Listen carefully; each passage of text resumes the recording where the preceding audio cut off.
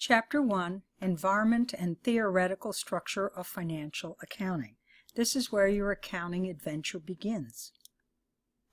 First of all, you should remember, but as a refresher, what is accounting all about? Well, it's the identification, recording, and communicating of financial information about an economic entity to informed parties. That's what we're focused on in this and intermediate 2. Now, 3 organizations oversee it. There's the Security and Exchange Commission. They have taken a more active role, but honest and truly, they don't really do very much. The FASB, they set the rules. And the American Institute of Certified Public Accountants, they're the ones that make sure that people who are CPAs follow the rules, kind of.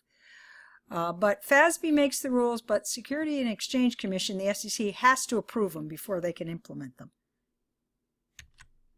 Now, we have 2 sets of rules. There's called the IASB, the International Accounting Standards Board, is principle-based and focuses on countries where the primary users of financial statements are private investors.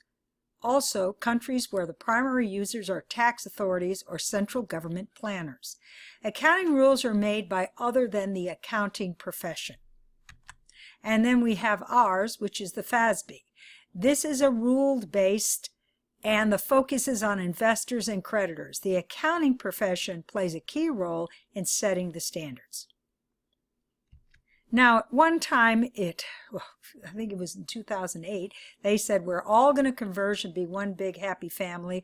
I never believed it, and they've given up. Now, the reason is a need for the United States to have a stronger influence on the standard-setting process. We lack our rules. The high cost to companies of converting to the international standard, and the fact that many laws, regulations, and private contracts reference U.S. GAAP. Conceptual Framework. There are 3 levels. First, basic objectives, the purpose of accounting. That's what's covered on the first level, and you can see the detail in your textbook. The second level, qualitative characteristics and elements, accounting terminology like what's an asset, what's a liability, what's stockholders' equity. And the third level are recognition, measurement, and disclosure concept. These are the rules, and this is the important part that you need to learn in order to do accounting. Now, we have some important principles that you really need to understand, because if you understand these, it helps you understand why in accounting we do what we do. First of all, there's the economic entity. Now, the company keeps its activities private from its owners and other businesses. Going concern. Company has the ability to last long enough to fulfill objectives and commitments. As a matter of fact, if you're audited and they say you are not a going concern, it means that your current assets, including your cash, will not meet your current obligations. And that's the kiss of death. Now, monetary unit. It used to be the dollar, but now monetary unit. And what that says is money is the common denominator. Periodicity. That says that we can break our activities in periods such as months, quarters, and years. Full disclosure.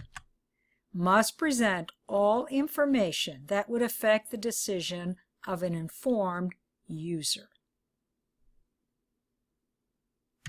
Historical cost. Must record at the original cost. Now, the exception to that is where we apply the fair value rule. And then we have the revenue expense recognition principle. We must record revenue when earned and match the expense to the revenue or when consumed. Cash accounting produces a measure called net operating cash flow. It is a difference between cash receipts and cash payments from transactions related to providing goods and services to customers. This is not GAAP. GAAP is accrual accounting because of the matching principle. We have to record revenue when it's earned, not necessarily and have anything to do with the cash, and record expenses when they're incurred. Again, not necessarily when we paid. So, under GAAP, we're required to record revenue earned and expenses when they're incurred regardless of the exchange of cash, also known as the matching principle. So now let's take a look at an example. On January 1st of 2020, Mike formed a computer company at Sales and Services, and they invested $90,000. This is sole proprietorship. Various financial transactions occurred during the first month, were both cash and non-cash. So what we're going to look at is how these would appear on a cash basis and an accrual basis. First, we need to analyze the transactions and figure out the information we need to a cash versus accrual income statement and then a balance sheet. Now, whenever you're working a problem, first you look at what are they asking me to do, and then you underline or look at all the information that's pertinent to working the problem. Now, here we have our first transaction. We paid $6,000 in advance for 3 months' rent. So it's 3 months' rent. $2,000 would go for the first month, but if we're on a cash basis, we would record the whole $6,000 as expense. If we're on an accrual basis, we'd only record $2,000. The next thing that happened, we purchased computers, graphic computers and 25 printers. All were for cash. Now, 40 computers would give you $60,000, and then when you do all your calculations, we end up with $82,500. That's what was paid. Now, for accrual accounting, we do nothing. But for a cash basis accounting, and the reason we do nothing is because we can't record it on accrual basis until it's sold. So it would appear for cash basis, not for accrual basis. And again, under accrual accounting, none is recorded until it is sold. Now let's look at our next transactions. Now we had salaries were $12,600 and $3,000 was payable at the end of the next month. So cash paid for salary in January is $9,600, but the total amount that was incurred for the month, regardless of when it was paid, is $12,600. Now we sold some of the computers and the printers, and we received $75,000 in cash, and we owed $23,400. So, on a cash basis, we would record $75,000. For accrual-based, we would record the $75,000 plus the amount that would be accounts receivable, and that would give us $98,400.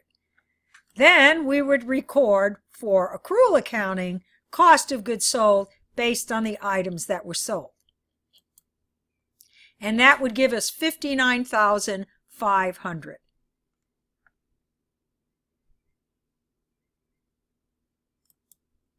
Now next we had operating expenses of $10,400 with $2,000 payable in the next month. So $8,400 would be cash. $10,400, which is the amount we incurred, would be for accrual basis. Now we can look at what is our net income for cash basis, which is a loss, and for accrual accounting we had a profit of $13,900. Now let's determine the cash balance for both cash and accrual based accounting. They would be the same, because when you do a cash flow, you take out all the accruals, if you remember that from doing a cash flow statement. So, the original investment was $90,000. We paid $6,000 for rent. We purchased all these computers for $82,500. We paid salaries of the difference of $9,600 because part of it was a payable. We then sold computers and we got cash. All we'd care about would be the $75,000 if we were doing a cash flow statement. And then we paid operating expenses of $8,400. So our ending balance for cash would be $58,500, which is what would go on our balance sheet. Now we'll look at the balance sheet. So for our balance sheet, what's it going to look like for accrual versus cash? So first, we invested $90,000, so that would appear under owner's capital, plus the accrued $13,900, which would appear for the balance in owner's capital under accrual accounting. Then we have $4,000 left of prepaid rent. We have $23,000 that's still owed to us by customers of inventory. Oh, I'm sorry, we have $23,000 left in inventory based on us selling $59,500. We have salaries payable of $3,000, the difference between what was incurred versus what we paid. And then we have our accounts receivable for monies owed by clients. And then we have operating expenses. We have $2,000 in accounts payable. And now what we can do is look at our balances, and they balance. So there's quite a bit of a difference if you look at it on a cash basis and accrual basis. As you can see, accrual basis gives you a much better picture of what's going on. So I hope this helps you with your homework. Good luck, and see you for Chapter 2.